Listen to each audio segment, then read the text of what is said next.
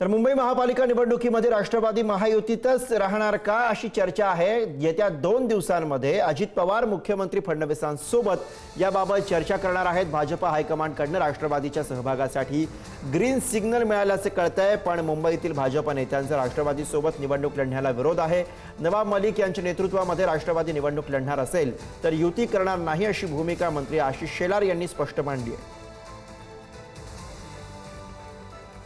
पक्षाची भूमिका आमच्या वरिष्ठांना आम्ही सांगितली। आमचे अध्यक्ष अमित साटवी बोलले, नवाब मलिक राष्ट्रवादी काँग्रेस अजित पवार गटाचं नेतृत्व करून निवडणुकीला येणार आहेत हे समोर आलेलं आहे आणि त्यामुळे अशा राष्ट्रवादी बरोबर आम्ही नवाब मलिक यांच्या नेतृत्वाखाली राष्ट्रवादीशी आम्ही युती करू शकत नाही। आणि शिवाजीराव नलावडे हे त्यांचे कार्याध्यक्ष मला भेटले, त्यांनाही आम्ही हेच सांगितलं। तर भाजपकडून आशिष शेलार यांनी मांडलेली भूमिका आहे आणि अर्थातच याविषयी आपण आता बोलूयात। आपल्यासोबत आहे संदीप राजगोळकर। संदीप, एकूणच ज्या काही घडामोडी मुंबईच्या बाबतीत घडताना पाहायला मिळतात, एकीकडे शिंदे आणि भाजप एकत्र मुंबईमध्ये राहणार का ही चर्चा सुरू असतानाच मध्येच नवाब मलिक यांचा मुद्दा पुढे करून ज्या पद्धतीने भाजपकडून सातत्याने विरोध होतोय, आजही जसं अजित पवारांच्या राष्ट्रवादीला डावललं गेलं सगळ्या चर्चांमधनं, काय नेमकं कळतंय? तीनही पक्ष मुंबईमध्ये एकत्रितपणे असणार आहेत की काही वेगळी समीकरण?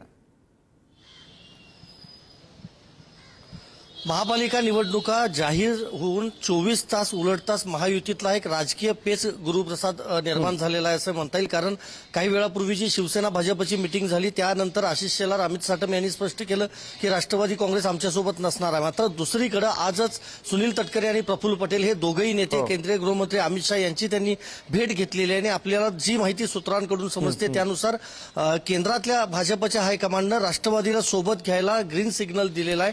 मात्र स्थानिक भाजप नेत्यांचा हा मोठा विरोध जो आहे तो कडाडून विरोध असल्याचं सध्या तरी दिसतंय। मुख्यमंत्री देवेंद्र फडणवीस यांच्यासोबत अजित पवार, प्रफुल्ल पटेल, सुनील तटकरे यांची बैठक येत्या 2 दिवसांमध्ये होणार आहे आणि त्यानंतरच याबाबतचा निर्णय होणार आहे आणि जो अंतिम निर्णय असेल तो मुख्यमंत्री फडणवीस घेतील। आणि राष्ट्रवादी काँग्रेसमधल्या सूत्रांचं असं म्हणणं आहे की अद्याप ही आम्हाला भाजपकडून आशा आहेत आणि ग्रीन सिग्नल वरून देण्यात आलं आहे, त्यामुळे आम्ही महायुतीमधूनच मुंबई महापालिका निवडणूक लढवू। पिंपरी चिंचवड, पुण्यामध्ये जरी आम्ही स्वबळावर निवडणूक लढवत असलो तरी मुंबईमध्ये मात्र महायुती म्हणूनच लढवू।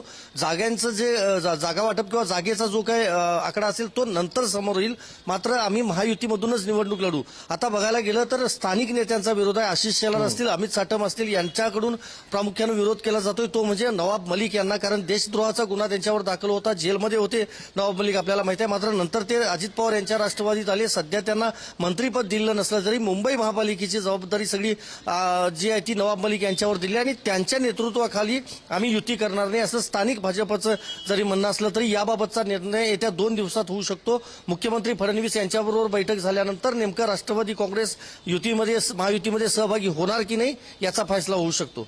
बरोबर आहे। त्यामुळे आता मुख्यमंत्री देवेंद्र फडणवीस आणि उपमुख्यमंत्री अजित पवार यांच्या बैठकीतनं यांच्या चर्चेमधनं नेमकं काय कळतंय हे पाहणं महत्त्वाचं। धन्यवाद संदीप, आपण दिलेल्या या सगळ्या सविस्तर अपडेटसाठी।